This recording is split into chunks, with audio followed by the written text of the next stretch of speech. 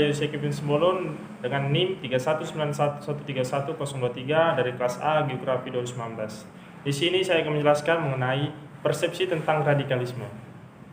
Radikal secara bahasa berasal dari kata radik yang berarti akar, yang juga bisa dipahami sebagai sesuatu yang mendasar atau prinsipil. Adapun radikalisme dapat dimaknai sebagai suatu paham atau aliran yang menginginkan adanya perubahan secara sosial dan politik dengan cara kekerasan atau ekstrim. Berdasarkan informasi yang disampaikan oleh para narasumber atau informan selama FGD, ada beberapa hal yang perlu ditelaah lebih dalam mengenai aksi radikalisme yang terjadi di Indonesia. Pertama, jika merujuk pada definisi, kata radikal dapat diartikan sebagai sesuatu yang mendasar atau prinsip.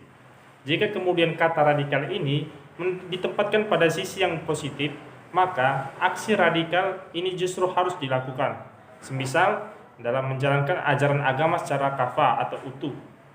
Apapun agamanya, bagi mereka yang tidak menjalankan ajaran agama secara sungguh, maka akan merujuk penganut agama yang tidak baik. Yang kedua, dalam perkembangannya kata radikal telah mengalami perluasan makna, apalagi jika direlasikan dengan berbagai aksi intoleran atau terorisme. Penggunaan kata radikal yang kemudian menjadi isme dipahami sebagai suatu pemahaman yang sekarang kita sebut pemahaman yang negatif.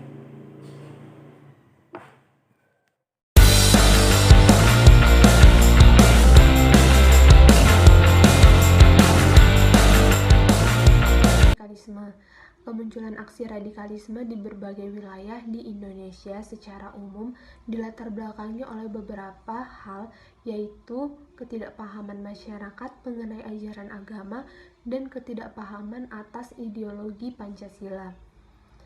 Di samping itu ada persoalan yang cukup menarik yang menjadi latar belakang dari kedua hal tersebut, yaitu persoalan kesejahteraan. Sebagian narasumber mengatakan bahwa tindakan radikal yang dilakukan oleh berbagai oknum masyarakat disebabkan oleh semakin tingginya angka ketidakadilan sosial. Pada konteks ini, tentunya muncul pemahaman masyarakat mengenai faktor pemicu radikalisme. Pemahaman umum masyarakat selama ini selalu mengandalkan radikalisme disebabkan oleh pemahaman agama yang salah. Akan tetapi dalam realitasnya juga muncul berbagai bentuk perlawanan atas kebijakan negara yang tidak pro terhadap masyarakat.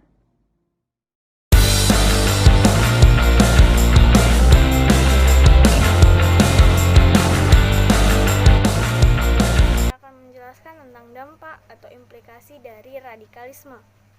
Dampak dari radikalisme sendiri tentunya akan memberikan efek negatif bagi kehidupan bermasyarakat dan bernegara. Salah satu dampak yang sangat dirasakan oleh masyarakat adalah perasaan tidak aman dan nyaman ketika menggunakan ruang publik. Aksi radikalisme yang mengarah pada tindakan kekerasan fisik cenderung merenggut kebebasan berserikat, berkumpul, dan kenyamanan.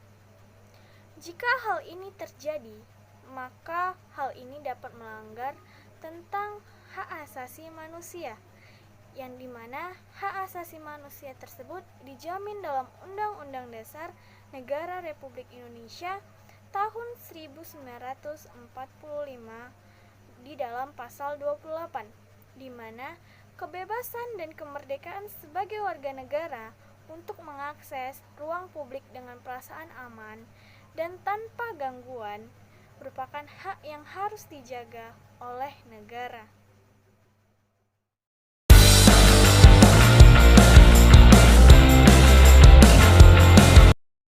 Saya Fia Kataran. Di sini saya akan menjelaskan mengenai upaya menangkal gerakan radikalisme melalui nilai-nilai Pancasila.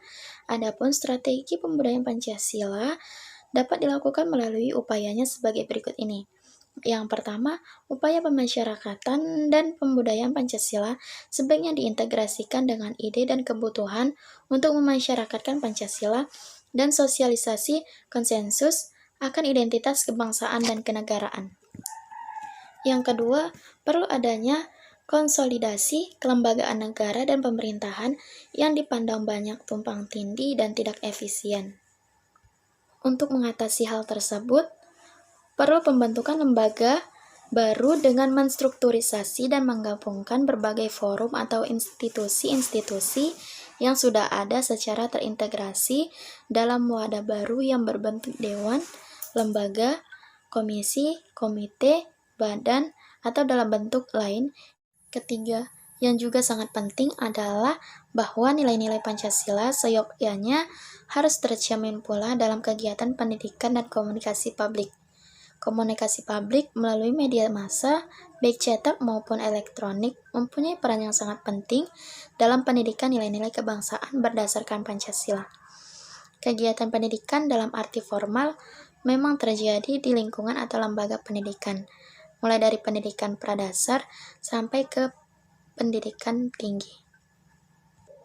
Era globalisasi dan digitalisasi sistem informasi dan komunikasi dewasa ini, peran media massa terutama media televisi, radio, internet, dan handphone justru jauh lebih menentukan dalam pembentukan kepribadian manusia dan masyarakat modern, baik di desa-desa maupun di lingkungan perkotaan.